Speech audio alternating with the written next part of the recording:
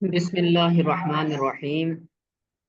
مسند امام اعظم کا سبق چل رہا ہے اور ہم پڑھ رہے تھے تقدیر کے بارے میں۔ تو کل ہم نے پڑھا تھا کہ تقدیر کسے کہتے ہیں اور تقدیر کے بارے میں مسلمانوں کا کیا عقیدہ ہے، اس کے حوالے سے حدیث پاک بھی پڑھی تھی۔ تو آج ایک فرقے کے بارے میں پڑھیں گے جو فرقہ قدریہ ہے، جو تقدیر کا منکر ہیں اور ان کے کیا عقیدہ ہیں، کیا عقائد ہیں، وہ بھی آج پڑھیں گے، پھر حدیث کا ترجمہ کرتے ہیں۔ ٹھیک ہے، تو یہ جو فرقہ قدریہ ہے، یہ ایک اسلام کے شروع کے اندر ایک فرقہ ہوا کرتا تھا۔ اسلام کے ابتدائی دور کے اندر یہ ایک فرقہ ہوا کرتا تھا جس کا یہ عقیدہ تھا کہ تقدیر کی کوئی حیثیت نہیں ہے، تقدیر کی کوئی حیثیت نہیں ہے۔ اللہ تعالیٰ نے اشیاء کی تخلیق سے پہلے ان کے متعلق کوئی تقدیر نہیں لکھی، یعنی جو مسلمانوں کا عقیدہ ہے اس کے برخلاف ان کا عقیدہ تھا۔ ان کا عقیدہ یہ تھا کہ اللہ تعالیٰ نے اشیاء کی تخلیق سے پہلے کوئی چیز تقدیر کے اندر نہیں لکھی، اور جو کون سی بندہ بکینڈا ہے یار؟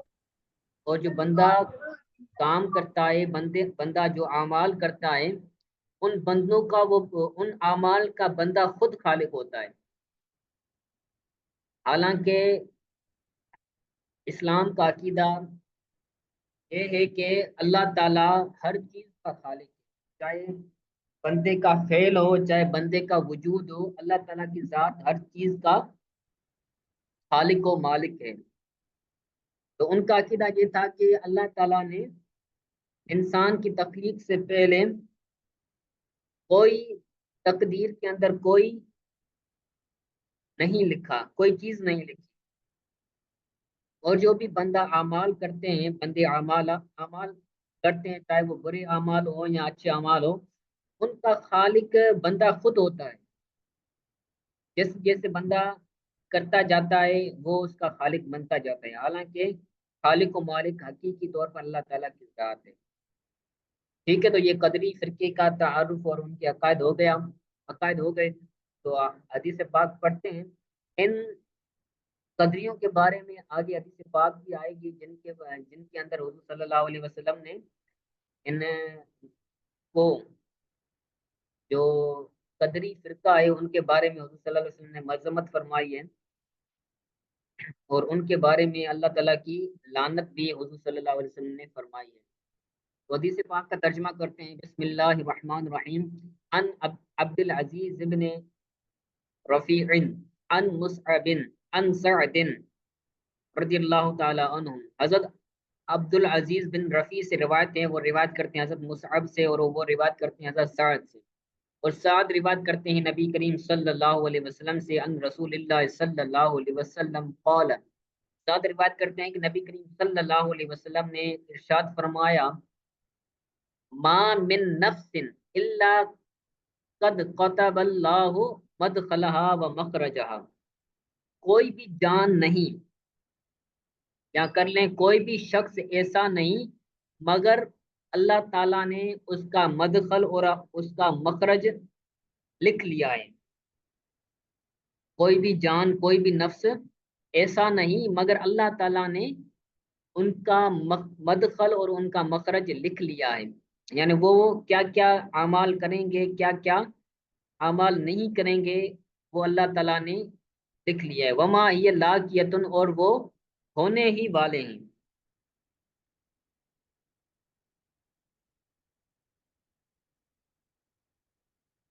قیلا ففیم العمل یا رسول اللہ صلی اللہ علیہ وسلم، تو حضرت سعد رضی اللہ تعالی عنہ نے حضور کی بارگاہ میں عرض کی، یا رسول اللہ، پھر عمل کس لیے؟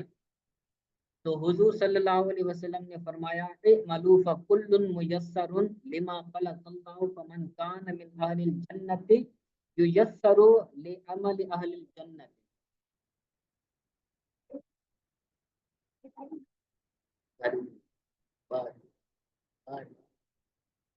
حضور صلی اللہ علیہ وسلم نے فرمایا کہ اعملوا، عمل کرو، فکل میسر لما خلق اللہ، ہر وہ کام اس کے لیے ہر شخص کو وہ کام آسان کر دیا جائے گا جس کے لیے اس کو اللہ تعالیٰ نے پیدا کیا ہے، یعنی جس کام کے لیے اللہ تعالیٰ نے اس کو پیدا کیا ہے تو وہ کام اس شخص کے لیے کیا کیا جائے گا؟ آسان کیا جائے گا۔ فمن کان من اہل الجنت ییسر لعمل اہل الجنت، پس جو شخص جنت والوں میں سے ہوگا، جو شخص جنتی ہوگا تو اس کے لیے جنتیوں کا عمل آسان کیا جائے گا۔ فمن کان من اہل الجنت ییسر لعمل اہل الجنت، جو شخص اہل جنت میں سے ہوگا، جو شخص جنتی ہوگا، اس کے لیے جنتیوں کا عمل آسان کیا جائے گا۔ ومن کان من اہل النار ییسر لعمل اہل النار، اور جو شخص جہنمی ہوگا اس کے لیے جہنمیوں کا عمل آسان کیا جائے گا۔ قال الانصاری الآن حق العمل، جب حضور صلی اللہ علیہ وسلم نے ایسا فرمایا تو ایک انصاری بیٹھا تھا اس مجلس کے اندر، اس انصاری نے حضور کی بارگاہ میں عرض کیا کہ الآن حق العمل، اب حق واضح ہو گیا، اب عمل واضح ہو گیا، درست ہو گیا۔ ان کو اس بارے میں جو کنفیوژن تھی، جو ان کو شبہہ تھا، وہ شبہہ دور ہو گیا۔ ٹھیک ہے، آسان حدیث کی سمجھ آ گئی ہوگی؟ ٹھیک ہے، آگے چلتے ہیں۔ اسی موضوع کے متعلق حدیث پاک ہے، اس کے اندر صرف دو الفاظ کا فرق ہے، باقی ساری آسان حدیث پاک ہے جو ماقبل میں گزری ہوئی حدیث۔ ان عبد العزیز ان مصعب بن سعد بن ابی وقاص ان ابی قال قال رسول اللہ صلی اللہ علیہ وسلم، عبد العزیز سے روایت ہے، وہ حضرت مصعب بن سعد بن ابی وقاص سے روایت کرتے ہیں، یعنی مصعب سے روایت کرتے ہیں، اور یہ ان کے والد کا نام ہے سعد، اور ابی وقاص ان کے دادا کا نام ہے۔ تو عبد العزیز روایت کرتے ہیں مصعب سے، اور مصعب اپنے والد یعنی سعد سے روایت کرتے ہیں ان ابی ہے، یعنی مصعب روایت کرتے ہیں ان ابی ہے اپنے والد سے، اور مصعب کا والد کون ہے؟ سعد۔ وہ روایت کرتے ہیں کہ نبی کریم صلی اللہ علیہ وسلم نے فرمایا ما من نفس الا وقد كتب الله مدخلها ومخرجها وما هي لاقیۃ، نبی کریم صلی اللہ علیہ وسلم نے فرمایا کوئی جان ایسی نہیں مگر اللہ تعالیٰ نے اس کا مدخل اور اس کا مخرج، اس کے داخل ہونے کی جگہ اور اس کے نکلنے کی جگہ لکھ دی ہے۔ وما ہی لاقیۃ، اور وہ لاقیۃ یعنی واقع ہونے والی ہے۔ فقال رجل من الانصار، تو انصار میں سے ایک شخص نے عرض کیا، صحابہ کرام کے دو گروہ تھے، ایک مہاجر تھے اور ایک انصار تھے، تو انصار صحابہ میں سے ایک صحابی نے یعنی انصاری نے حضور کے صلی اللہ علیہ وسلم کی بارگاہ میں عرض کی، جس طرح قبل حدیث میں تھا، ففیم العمل اذن یا رسول اللہ، تو عمل کس لیے ہے یا رسول اللہ؟ جب اللہ تعالیٰ نے لکھ دیا ہے بندہ ایسا ایسا کرے گا تو عمل کس لیے ہوگا؟ تو حضور صلی اللہ علیہ وسلم نے فرمایا اعملوا، عمل کرو، فکل میسر لما خلق لہ، ہر شخص کے لیے وہ کام آسان کر دیا گیا ہے، ہر شخص کے لیے وہ کام آسان ہے جس کے لیے اس شخص کو پیدا کیا گیا ہے۔ کل میسر، ہر شخص کے لیے آسان کر دیا گیا ہے وہ کام جس کے لیے اس کو پیدا کیا گیا ہے۔ وَأَمَّا أَهْلُ الشَّقَاوَةِ فَيُيَسَّرُونَ لِعَمَلِ أَهْلِ الشَّقَاوَةِ، اگر وہ بدبختوں میں سے ہوگا تو اس کے لیے بدبختوں کا عمل آسان کر دیا جائے گا۔ وَأَمَّا أَهْلُ السَّعَادَةِ، اور اگر وہ شخص سعادت والوں میں سے ہوگا تو فَيُيَسَّرُونَ لِعَمَلِ أَهْلِ السَّعَادَةِ، اگر وہ اہل سعادت میں سے ہوگا تو اس کے لیے سعادت والوں کا عمل آسان کر دیا جائے گا۔ تو اس انصاری نے عرض کیا الآن حق العمل، اب کیا ہو گیا؟ عمل درست ہو گیا، متحقق ہو گیا، عمل کے بارے میں ہمیں اب صحیح سے پتہ چل گیا۔